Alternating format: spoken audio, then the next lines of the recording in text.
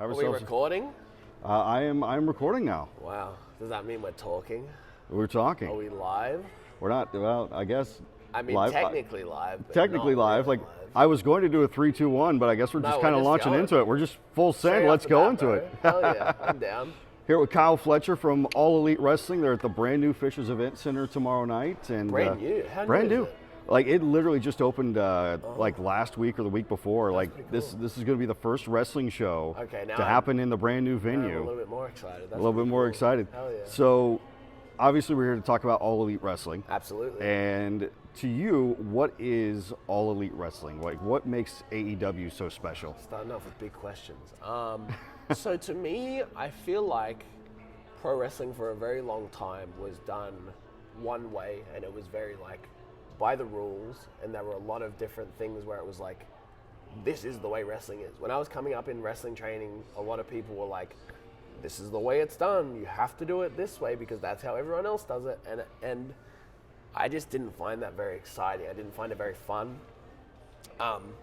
So then when my horizons got expanded and I was introduced to different kinds of wrestling, Japanese wrestling specifically was a big one for me because I saw it and I was like, this is what I love. Like, I love this. And I think the best part about AEW is that it brings in so many different worlds of pro wrestling, so many different styles, so many people from different walks of life to AEW, and everyone gets to present the pro wrestling that they love. So the way that I wrestle and the wrestling that I love might be different from a Daniel Garcia, but the thing is that we're both allowed to present wrestling in the way that we want. And I think that's what makes AEW so special, is because it's really changed the industry in more ways than one, but I think the biggest way is presenting so many different styles and ways to wrestle to the wider audience. And I think one of the things that makes AEW so much fun is the way that you guys manage to blend those all together so well. Yeah. Like the talent roster on AEW right now, it seems to just mesh together so well that you could take any combination like a you and a Daniel Garcia, put it out there. It's exciting, man. And it's fun. Yeah. You see those, like, sometimes you get the ones where it's like two styles very similar and you're like, oh, they're going to work great. But then there's the ones where it's like polar opposites and you go, how the hell is that going to work? And then it creates magic, you know what I mean? It's really cool. And you get a lot of that right now in the Continental Classic that just got underway that you are a part of. That's a good segue, bro. Yeah, and there's a lot of first-time matchups for you in this year's Continental Classic. We're going to see one of them tomorrow night, you and Shelton Benjamin. Night, yeah, hell yeah. So what are your thoughts on getting a chance to get in the ring with Shelton Benjamin tomorrow night? For me, one of the things that I really love about wrestling as well, from a purely selfish standpoint, is I get to get in the ring now with people that I grew up watching. And like someone like Shelton Benjamin, he was wrestling before I was even a fan of wrestling. When I was like in primary school, like I was 5, 6, 7 years old, whatever it is, like he was already at the top level of this sport. So now, 20 years later, somehow our worlds have intercrossed and there's a moment in time where like this match can really happen. And then even more so for me, I get to go in there and imagine if I beat him.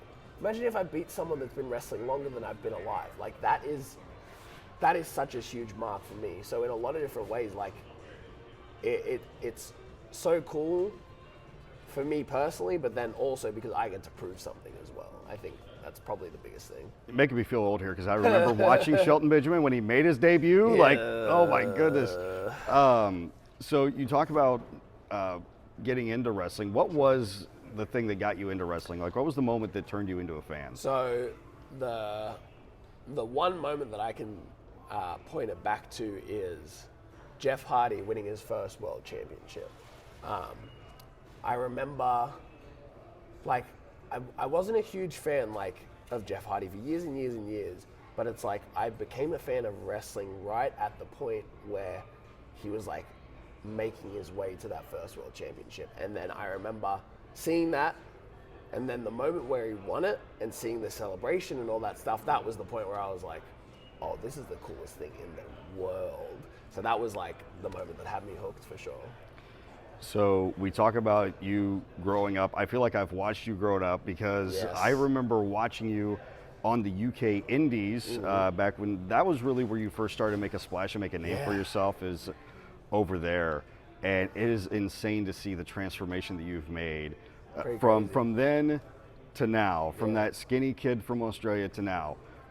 So what do you think is the biggest thing that has helped you grow along the way to go from being that kid that made his debut to the Protostar we see today, aside from hitting the weight room, because you have grown massively, but besides that, what's the biggest thing that has helped kind of facilitate the change and bring you to this next level? You know, I think I have to attribute it to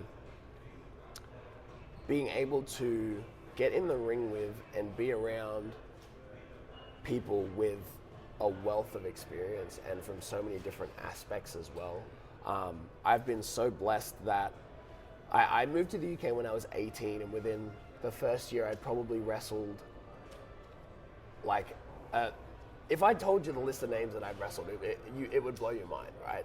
And I think being so young and being able to get in the ring with people like that, I was just like a sponge, and every person that I wrestled, I took things from and I learned things from. And even till today, like tomorrow I get to get in the ring with Shelton Benjamin, someone who's been doing this as long as I've been alive. I'm gonna learn something from him as well. And I think I've been so blessed to work with so many amazing talents at such an early point in my career. And I think that's definitely the biggest thing that has helped me grow into the wrestler I am today.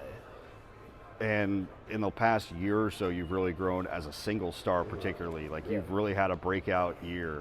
Was there a particular moment over the past year or so where you really felt like it started to kind of click? Because you'd been a tag team wrestler for a long time, looked at by a lot of people as a tag team wrestler, but with this singles run, you've really broken out. Was there a moment where you started to feel like, all right, I think I've got this main event singles run in me? Was there a moment where it kind of clicked for you? You know, I don't think that. I think this is going to sound pretty crazy, but I don't think it really dawned on me maybe until Full Gear when I wrestled Osprey. I think it's been a long process, and I think I have been learning along the way, and every time I would hit like a milestone, or I'd have a big match or one of these things, I'd get a little bit closer, and I get a little bit closer, and I'd build a little bit more confidence. But I think Full Gear is probably the first time where I felt 100% totally and truly confident in myself. And I was in the ring, and I think the best part about watching wrestling is you can feel when the wrestlers feel it. And in that moment, that I felt 100% truly confident in that moment, and I felt it. It felt real to me. And I think that was probably the first time that I have ever felt like that. That true confidence, that true, like, not a skip in my step, what's the opposite of a skip in my step? A trip, not a stumble, not a whatever. I felt fully in my stride, and I felt like I'd really hit that. Really felt like you kind of hit another level there. Definitely, yeah.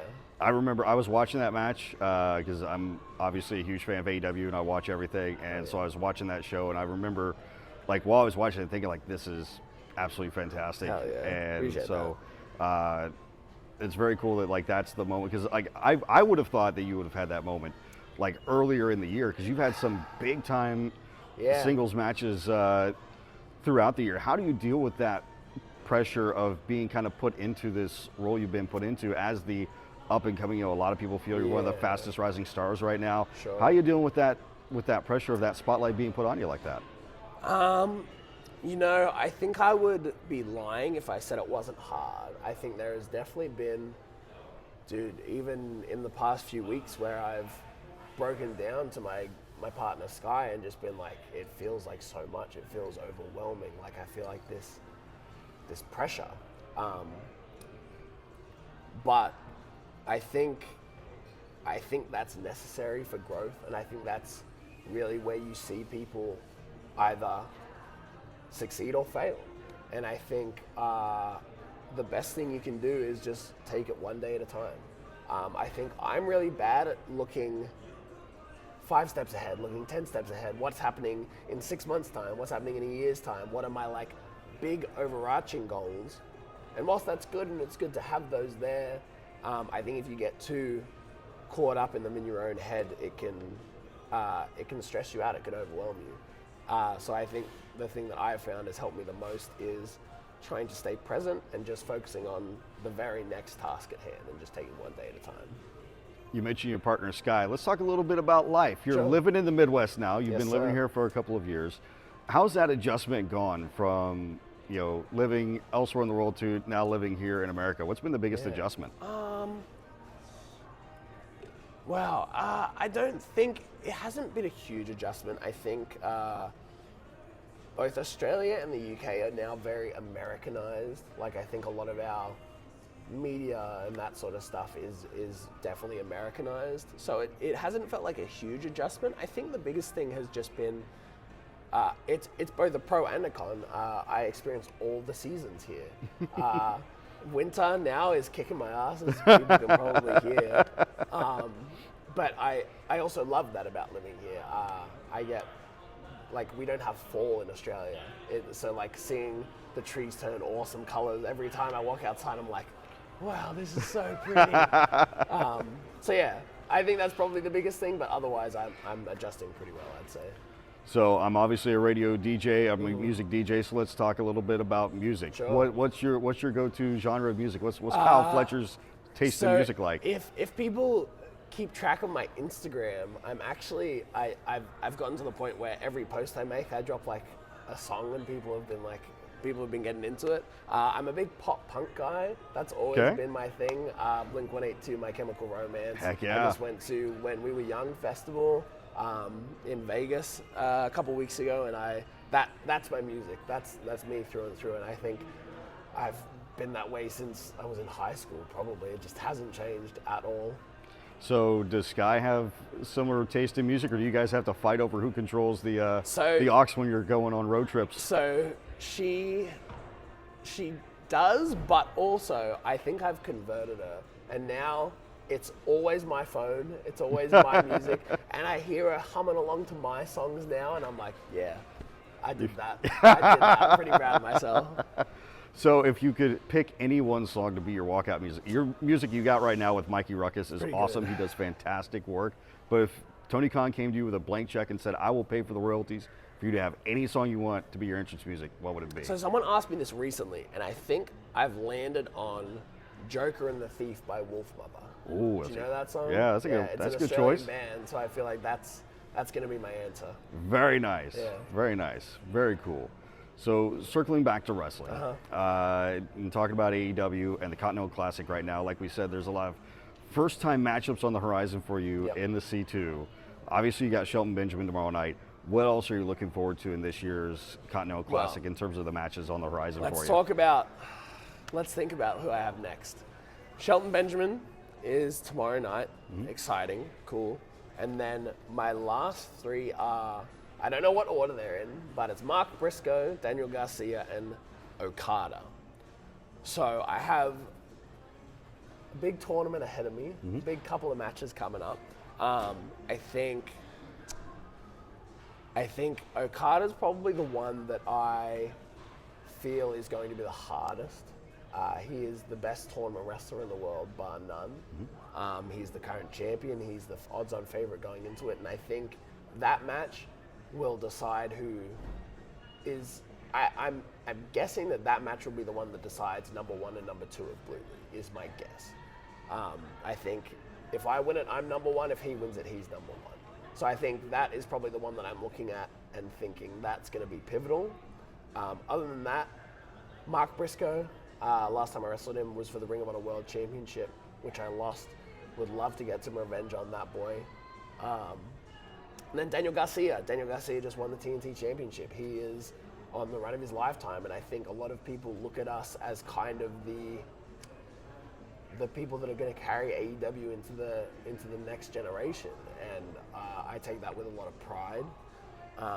And I think that it's the first time we've ever touched, first time we've ever been in a ring together, and I think that's going to be very telling about where the future goes for the both of us. So AEW commonly, I've heard them talk about restore the feeling, get the feeling. When you hear that, what to you is the feeling when it comes to AEW? When you hear them talk about the feeling, what does the feeling mean to Kyle Fletcher? So when I hear that phrase, I think about I think about falling in love with wrestling, seeing Jeff Hardy win his first world championship. I feel like it's the first time I ever went to a wrestling show and I was sitting up in the nosebleeds and I was just 11 years old and screaming at the top of my lungs, you know what I mean? I think it's that pure joy, that pure passion for professional wrestling, that moment where you can feel entirely like enthralled by what's going on in the ring. Nothing else matters in the world. You are just entirely with what's going on. You feel the emotion, you feel the passion in the ring, and you feel that emotion as well because of it. So to me, that's what it is. It's just that love of wrestling. It is that pure, yeah. I can't think of a better way to describe it. It's that love, man. It's when you feel it and you just feel it throughout your entire body and you're just fully invested. So I've been to several AEW events live. I'm looking forward to being there tomorrow night and Fisher's. For people that haven't been to an AEW live event, what can they expect if they come to Dynamite tomorrow night? Dude, I think it's just, number one, it's the best professional wrestling in the entire world. And I think there is something for everybody, like we were talking about earlier. There's just so many different styles, and everybody in the ring is presenting the wrestling that they love and the wrestling that they're passionate about. And I think you never truly know what to expect. It could be anything. It could be Darby Allin literally throwing himself from the top rope onto steel steps. It could be the best technical wrestling you've ever seen. It could be someone getting lariated their head off. You know what I mean? Like, I think there's so much to love about it, and there's something for everybody. Well, Kyle, I thank you for taking some time out of your very busy schedule to talk to me. This has been an absolute blast. I feel like we could talk for longer, but I know you've got other places to go, and I'm a busy man. You've got a big match to get ready for tomorrow night. Best of luck, my friend. I appreciate it very much. Thanks for having me.